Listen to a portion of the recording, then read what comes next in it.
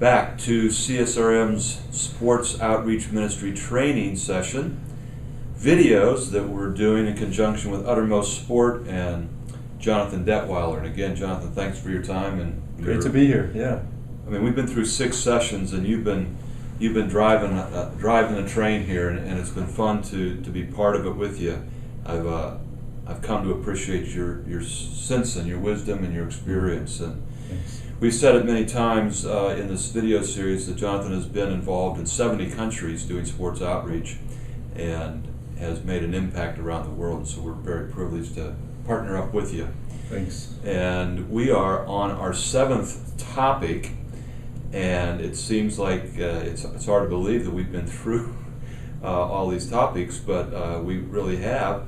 And the topics have started us on this whole idea of evangelistic disciple making. Mm-hmm. And we're putting up on the screen just some ways that you can get in touch with us if you'd like to go back and get the first 6 topics, multiple sessions in each one. And now we're moving on to the next one, which is this whole idea of what we've been calling in the CSRM world for a long time, Christmanship, the integration of faith in sports. And this one is on the theology of competition. And the faith and sport integration, Jonathan, this is what I feel oftentimes happens, Mm-hmm. is that people in the sport world that come to Christ, or those in the faith world that start playing sport and getting involved in sport, there's like this collision. There is, yeah. And how do we integrate those? And this is a graph here that shows kind of the overall where we're going to go. And right now the main thing to know is that there often is a collision. There's a conflict. But it doesn't often result in a separation, even more than a collision. Because if I'm a believer and I'm playing sport, then I don't know how to bring those two together. And that's exactly what we're going to try to help people grapple with. So you're going to kind of keep that graph in your mind as we go through this. And this session 1 of our 7th topic is going to be a lot about the theological truths. Mm-hmm. This video series, as we've mentioned throughout, is based upon a 3-tier paradigm. Level 1, theological truth. Level 2, philosophical principles. And level 3, methodological models. And this theological template needs to be understood. Now, on the top line here, you're going to see, Jonathan, and people will see that this is not anything revolutionary. This is something that is pretty traditional theological understanding. Mm-hmm. That God created, He created it perfect, said it was good, including competition, Mm-hmm. Right. which is part of the created order. And that competition is biblically defensible. Now that's the latter 2 points is kind of what we're going to do in this series. But when sin entered into the world, and that's a term that isn't liked a lot anymore or even talked about a lot, but it's basically when we decide to go our own way and not follow God in any capacity.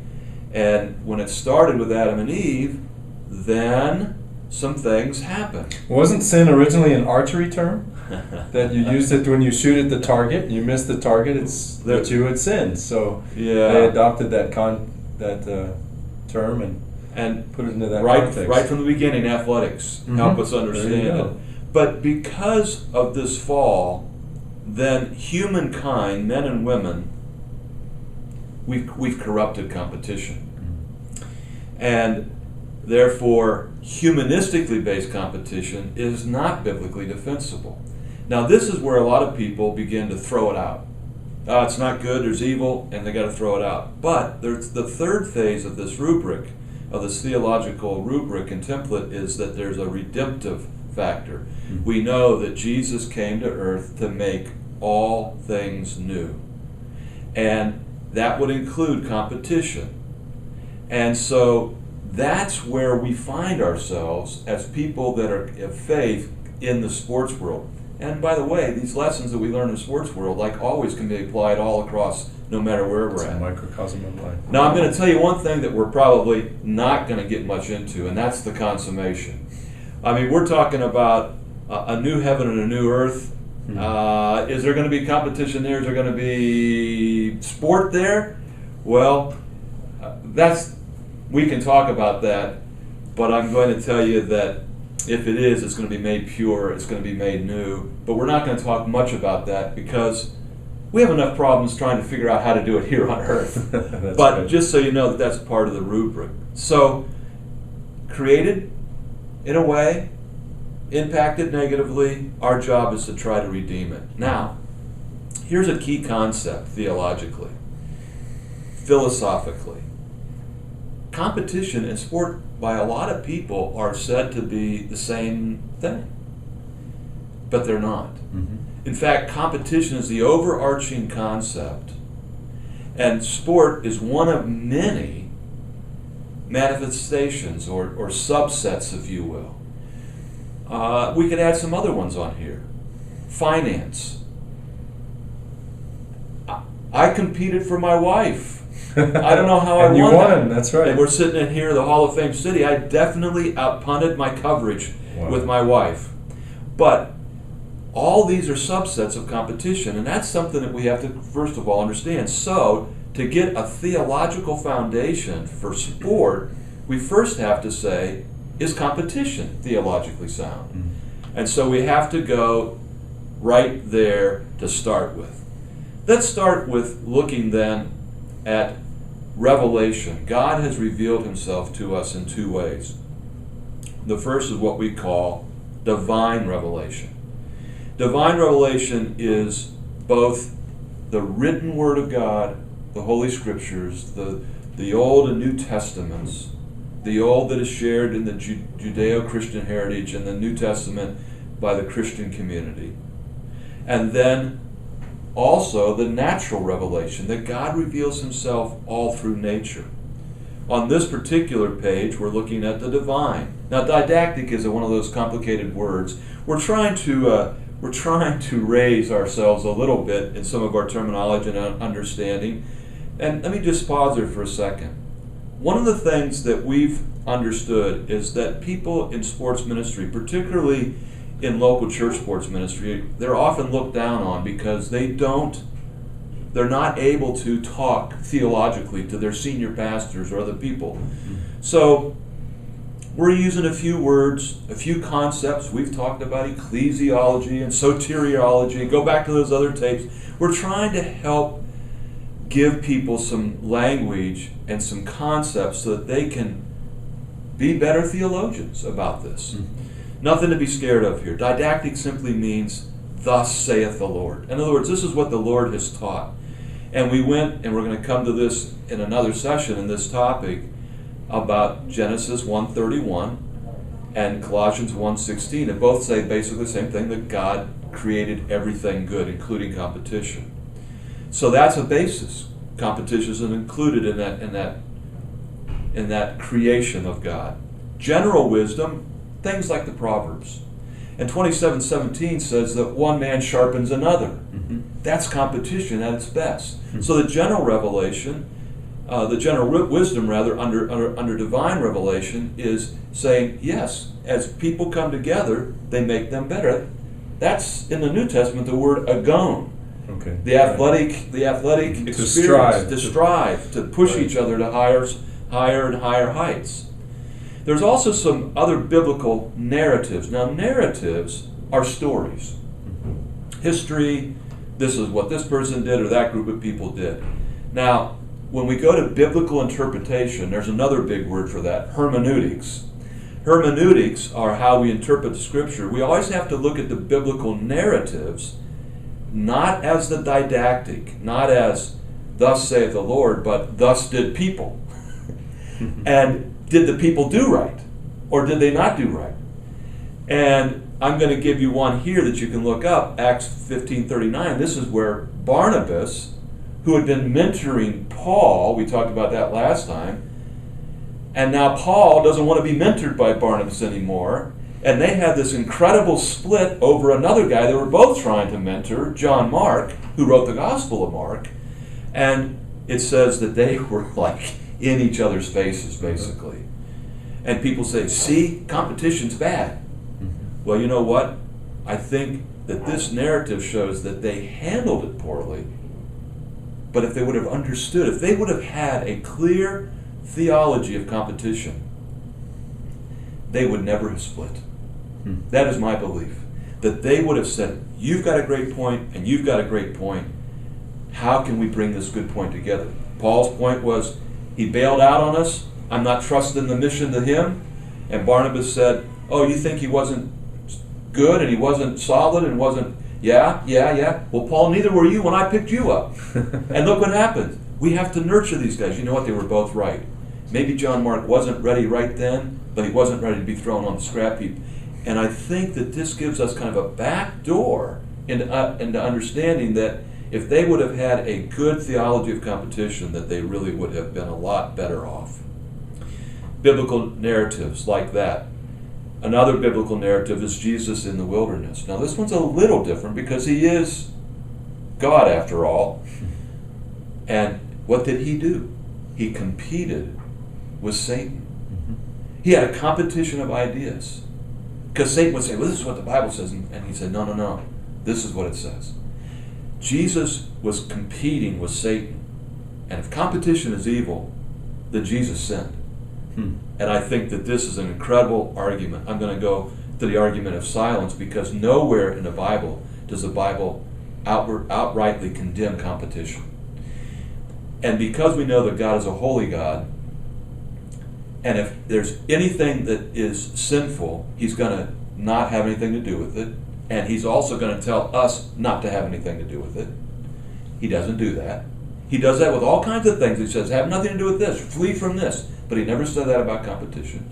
And because he's a loving God, the reason that he would tell us about those things is because he doesn't want us to sin, because he loves us.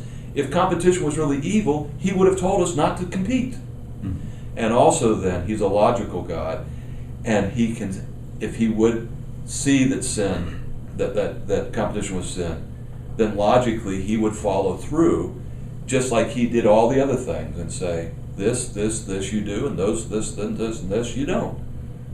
And so for these reasons, now, Jonathan, if I go any deeper here, I've got to charge you for a whole semester worth of seminary level. That's good stuff, though. Okay? It's good stuff. So this is a highlight. Natural revelation, nature, and the human experience. Nature in the plant world. If you've ever been to a virgin timberland in the state of Ohio where I live, there's only about 700 acres left that were here before any human being was ever recorded. Those are the most pristine, beautiful trees you ever want to be at. Now you want to know what's happening, Jonathan? Those trees are the healthiest trees anywhere. They go straight because they're competing for the light. They go deep because they're competing for the nutrients. They form a phalanx against the winds that would blow them down. They're stronger, they're better, they're healthier because of competition.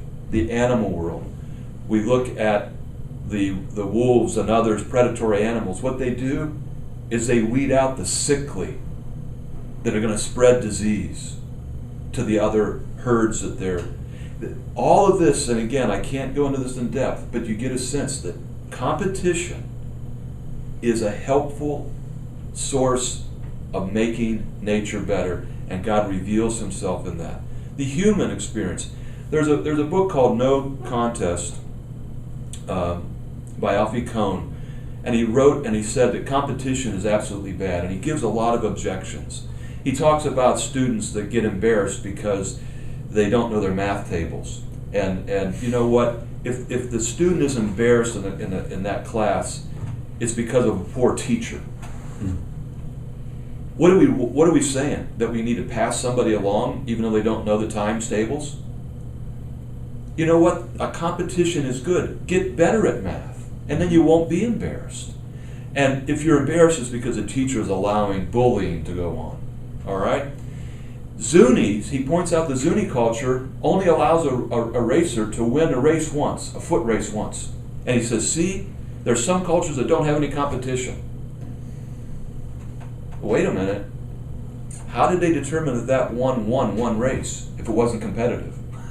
Yeah. And why do they only let them win one race? Because It's competitive, and somebody else wants to win.